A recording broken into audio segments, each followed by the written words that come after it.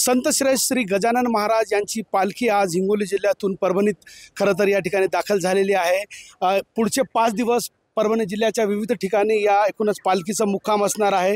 श्री क्षेत्र शेगाव येथून पंढरपूरकडे तब्बल 700 किलोमीटर असा एकूणच या पालखीचा प्रवास असतोय।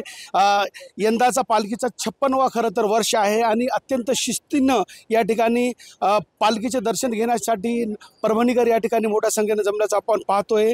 खरं तर 700 किलोमीटर पायी प्रवास करत ही पालखी पंढरपूरकडे मार्गस्थ होते।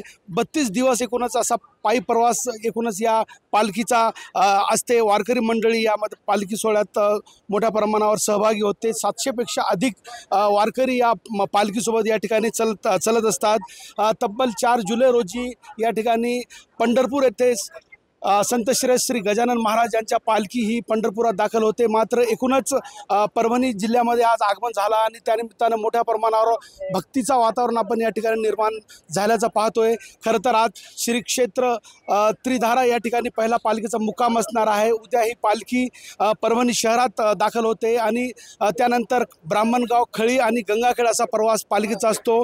पुढचे 5 दिवस अत्यंत परभणीकरांसाठी महत्त्वाचे असतात।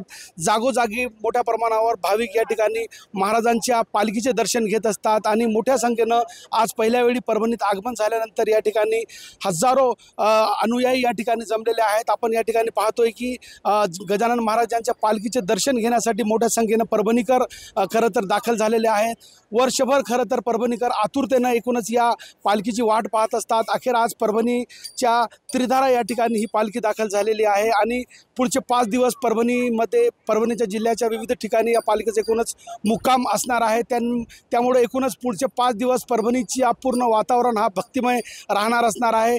गजानन महाराज की जय, गणगणात बोते अशा जयघोषात तब्बल 700 किलोमीटर पायी प्रवास करत ही गजानन महाराजांची पालखी ही पंढरपूरला दाखल होते। मात्र तुर्तास पालखी आता परभणीच्या त्रिधारा या ठिकाणी दाखल झाल्याचं आपण पाहतोय आणि परभणीकरांनी मोठ्या प्रमाणावर गर्दी या ठिकाणी पालखीचं दर्शन घेण्यासाठी केल्याचं आपल्याला दिसून येते। कॅमेरा पर्सन सय्यद खिजरसह नजीर खान, TV9 मराठी, परभणी।